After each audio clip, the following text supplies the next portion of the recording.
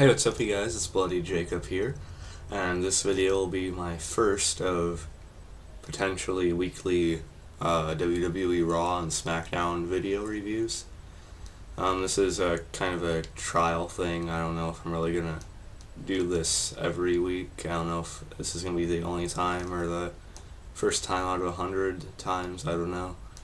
But I figured I'd try it out and see how I enjoy doing it, and then we'll probably go from there. So if you guys watch WWE, you'll know at the beginning of the show, we seen Stephanie and Triple H come out to the ring, and if you guys heard, Daniel Bryan's injury is a lot worse than they're actually planning on, realistically, not just on the storylines. So, Bryan really can't be around for the Money in the Bank pay-per-view. So for the storylines, they come out and strip him of the title, and then they announce a Money in the Bank ladder match for the WWE World Heavyweight title. 6 men, and I think it's a pretty good concept, actually. It's a good decision because I really like Daniel Bryan. I was happy when he won the title and everything like that, but I don't know. I just don't really like having him around when he's. Well, I understand that the reasoning behind taking it off him if he's going to be out for so long, But and I heard basically the alternative to them doing this, if Bryan was actually able to wrestle at Money in the Bank, they would have had him wrestle Kane again. And I honestly don't think that would have been very exciting, because we've seen that how many times before, and really WWE just gets more and more repetitive each week, I swear. So I'm kind of glad Bryan's injured. Well, not really. I have nothing against him, like I said, but I just think what they're doing now with the whole Money in the Bank title match, it's a lot more interesting. So there's that. That's all I really have to say. Like usual, Stephanie and Triple H are, pretty solid on the mic, like always. And then we had our first Money in the Bank WWE World Heavyweight Championship qualifying match, between Bad News Barrett and Sheamus. And we've seen these guys wrestle together quite a lot over the years, so we didn't really see anything new with them here. But I don't know, they always have really solid brawl style matches with each other. Can't really complain about either of them in the ring. And of course, Sheamus eventually wins with a surprise bro kick. Like I said, solid match, but kind of predictable because of how many times we've seen them compete against each other. Now, as far as Sheamus being the first qualifier over Bad News Barrett, or not the first qualifier because Del Rio beat Ziggler on SmackDown, so Del Rio was the first to qualify. But as far as Sheamus qualifying over Bad News Barrett, I don't know.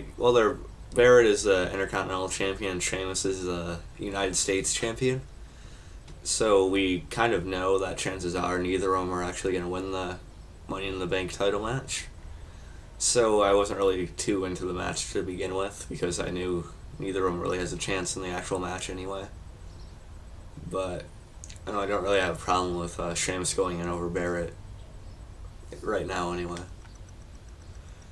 And I'm not really going to do any of these little backstage segments unless they're somewhat significant. And then the next match was Zack Ryder versus Rusev. Alexander Rusev, the Russian guy they have with Lana. They don't call him Alexander Rusev, they just shortened it to Rusev for some reason, I'm not sure, just like they did with Big E Langston. Except they took out Langston out of his name and now he's just Big E, which I'm not sure why they do that. But they did it. And we get your basic jobber squash match, with Rusev going over Ryder. It's all Ryder's used for nowadays. It's all he's used for the past year or two now. A couple of years, actually. No, nothing really to say about that. I think Rusev looks pretty good in the ring. I like his kicks and different things like that. And then after that, we get a tag team match with Ryback and Curtis Axel. Ryback against Goldust and R-Truth, and they're doing the whole thing about Cody Rhodes thinking he's not good enough to team with, his brother Goldust, so he keeps on throwing him in with these random partners, in the storyline anyway. And, like a week or two ago it was Sin Cara and so on. And, I guess Goldust and R-Truth sort of remind you of the whole Goldust and Booker T team. But no, it wasn't really the same thing. We got your basic average tag team match here. Is short, nothing special. Again, with Ryback, I could do a whole video talking about Ryback and how they dropped the ball with him a long time ago. First with turning him heel. They turned Ryback heel right when he was getting these huge reactions just like Daniel Bryan does, with the whole feed me more thing. And then they turn him heel and then they have Cena beat him anyway. It all felt pointless and they just, let him drift off after that. Now he's just a jobber who can't beat anyone anymore without a lot of help, so... WWE's booking is so inconsistent a lot of the times now, but Ryback deserves so much more. He could have been so much more. He was so much more, but we're not going to rant about him too much right now. Of course, Axel rolls up Goldust for the win, and we see Cody getting frustrated backstage, and yeah, that's pretty much it. Don't really care. And then like I said, I'm only gonna talk about backstage segments if they have some significance. We see Layla backstage. Layla's with Fandango now, and they just had Summer Rae return from filming the Marine 4 with The Miz, and they're doing a whole storyline about Summer Rae being upset that Layla's with Fandango now. And so when Layla's doing her makeup, Summer Rae comes up to her and starts pouring milk all over Layla's head, and Summer, throws Layla around on the table and stuff like that. And, your basic little embarrassing beatdown there. Kind of funny. It's kind of not. It is what it is. After that, we see 3MB in the ring, three-man band. They say how the Shield is supposed to be out here, and then they talk about how they're going to be out there instead. Then the Shield comes out, or at least Reigns and Ambrose, after Rollins' betrayal. And there's a little brawl around the ring and in the ring. And Reigns and Ambrose eventually take out 3MB. And then we get a great mic segment here, actually. This is probably the highlight of the night for me. Ambrose basically talks about... let's see, I don't want to miss too much here. Ambrose is really good at this. You see, he's really good at portraying, he's a really chaotic, almost crazy character, he's trying to calm himself down before he talks on the mic. And then he talks about how the Shield was untouchable, and they will go down in history as one of the greatest groups ever. They dominated WWE, they even beat Evolution, things like that. But Ambrose says they had a cancer inside of them all along, and little did they know the cancer was Seth Rollins. And, Ambrose rips on Seth Rollins. He's calling him a sellout and, basically suck up or a kiss ass, whatever you want to say. And, he talks about beating down Seth Rollins and calling him scum. But if you, the segment's better if you actually seen it yourself. I thought Ambrose is great on the mic here. We already knew he was supposed to be, back when he was John Moxley, we knew that was one of his main selling points, was how good he was at speaking and things like that. And he really shined with that here. And then, Reigns gets the mic and he basically does the same thing, except he adds in Orton and Triple H to his little episode there. And, so Reigns is alright on the mic, I guess. He's not awful, he's not really bad. I don't think he really stands out on the mic like Ambrose does, though. That's it for that segment. Like I said, the highlight of the night. It was great. They both did pretty well talking at that point. And then we see another match. The Usos versus Fandango and Damien Sandow. Okay, the Usos as the tag team champions. I don't know, the Usos are pretty good in the ring. I like them. They have a decent amount of charisma and things like that. They're part of the famous family and things like that. But I think they're getting a little bit stale as the tag team champions. It's not really their fault either.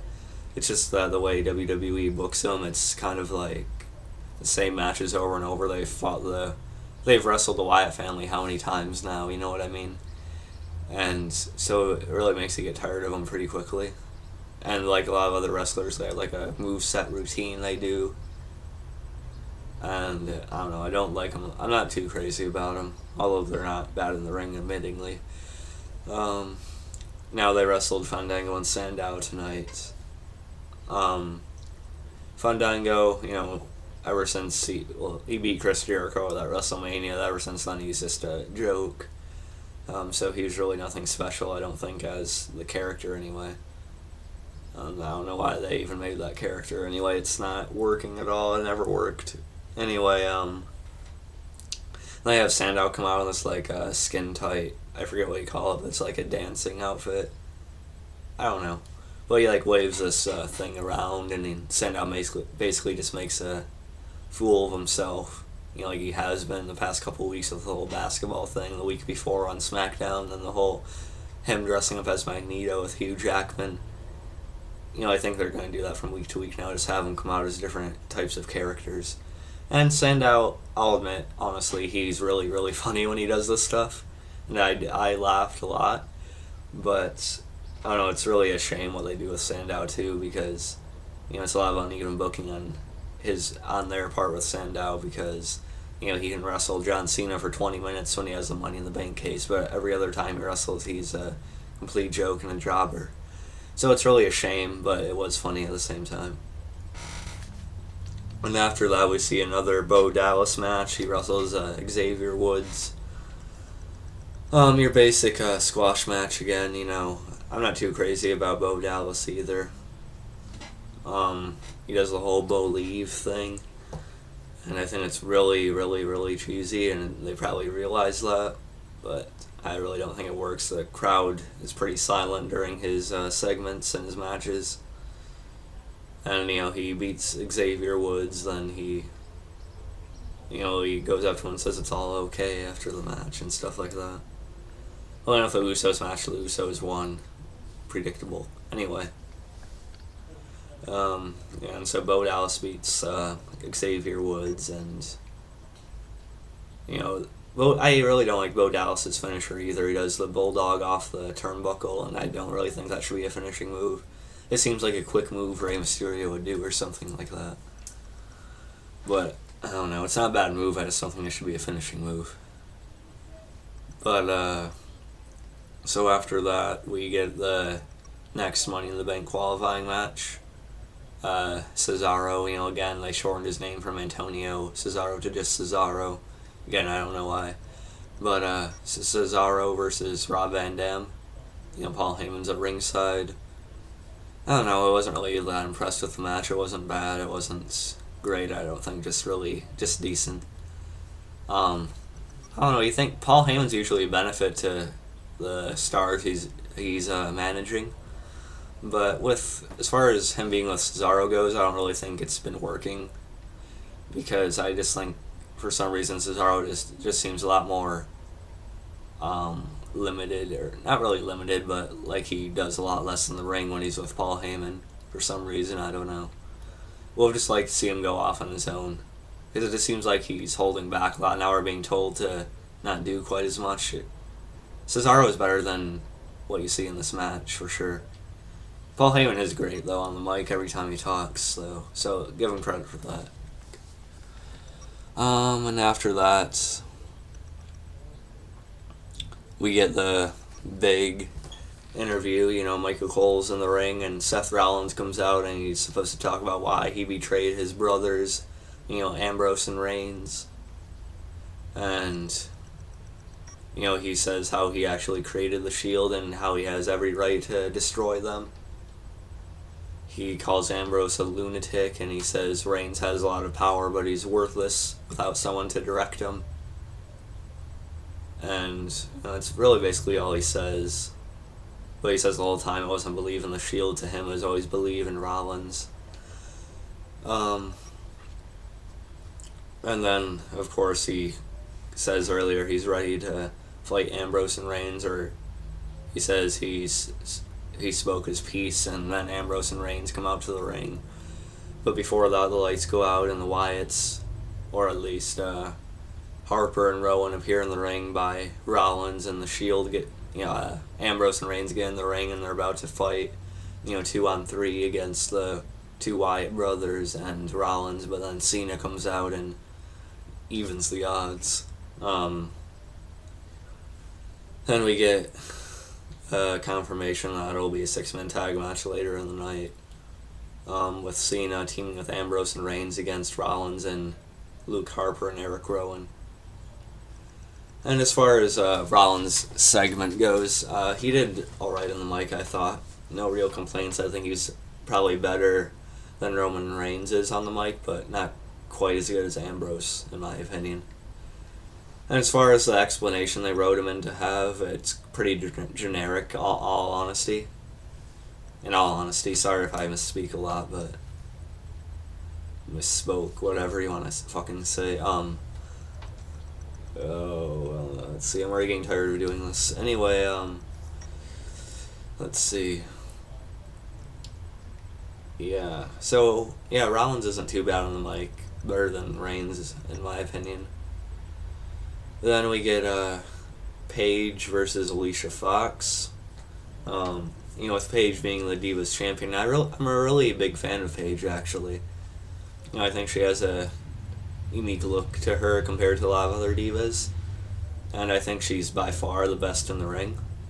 Even though it seems like why does it seem like everyone who goes to WWE is a lot more limited in what they can do in the ring? Or not really as much what they can do as it's what they're told to do. Like, everyone has to slow themselves down, everyone has to make sure they don't do anything too exciting or too complicated anymore. So even though Paige, I think, is still being held back a lot by the writers or whoever tells her what to do in the ring, I still think Paige is by far the best in the ring. Yes, even better than Natalya and Tamina. Natalya is very overrated. We can talk about that another time. When we actually see one of her matches, maybe I'll get into that. But I love Paige, so I can sit through any match she's in. It's always pretty decent anyway, even if she is held back with what she can do, what she's allowed to do anyway. I like her knee smashes and her headbutts and stuff. And I like her PTO submission hold. I think the Scorpion Crosslock, I think it's a really good looking hold when she does it. When she screams. I think it's pretty good. Paige wins, which I think was right.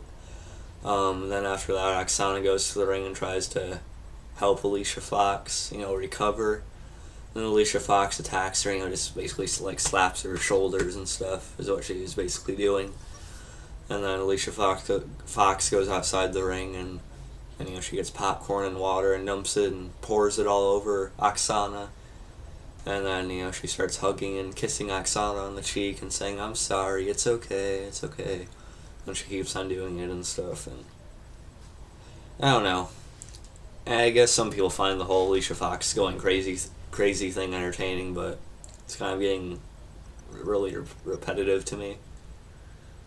And Alicia Fox isn't bad in the ring at all, really.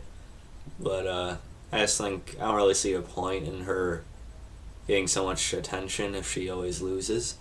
I'm not saying she should beat Paige, which I don't think she ever should, but I don't really see the point if she loses to every other diva she faces, you know what I mean? And I know I'm, stuttering a lot, but I apologize for that. I don't know, so there's that. It's pointless, really. And it's just funny how they focus more on her than their actual champion, Paige. Doesn't really make sense to me. That's another gripe I have with it. I love Paige, but she doesn't get the attention a champion should. And then we get a match between Jack Swagger and Santino Marella. Your basic quick jobber time filler match. Swagger wins with the gut wrench powerbomb. Santino's a joke. I don't really find him funny, and they're ruining Emma's career already with her being paired up with him. Emma's actually a pretty good wrestler. I've seen some of her matches with Paige on NXT and stuff, but she's stuck with this crappy gimmick, which really holds her back. So I feel really sorry for her. And Swagger doesn't really do anything. He's just wandering around aimlessly. And Coulter is good on the mic, but even his character is getting kind of stale.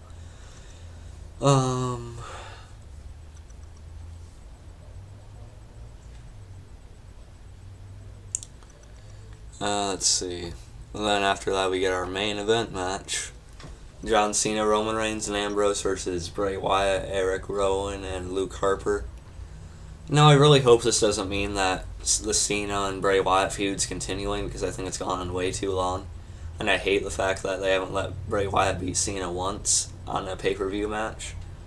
Because I think Bray Wyatt actually winning wouldn't really hurt Cena at all, but Cena always beating Bray Wyatt isn't helping to build up Bray Wyatt or the new up-and-comer at all, so I don't really think that makes sense. But I really hope they're not dragging this feud on more and more, and I think they actually might be. But if they do that, Bray Wyatt better win. If they actually want to set something up for the future. I really don't understand WWE a lot of the times now. As far as the six-man tag match goes with Reigns and Ambrose teaming with Cena against the Wyatts, it was a really good match. I admit I stopped watching Raw after a while to catch up on Penny Dreadful, which is incredible if you see my last video. But, so I'm definitely glad I stopped watching Raw. But I did watch part of it, and from what I've seen of it, the match was pretty good. Probably the best match of the night. Wasn't really anything you haven't seen before from the Shield, though. And yeah, the Reigns, Ambrose, and Cena get the win after Reigns hits a spear on Luke Harper. And then, they celebrate. Cena nods in approval to Reigns and Ambrose, and they all pose together. And there you go, that's this week's Raw, for June 9th of 2014, and I'm really not sure if I'll do these every week or if I'll do it for SmackDown too, I don't know. This WWE really hasn't been that good lately.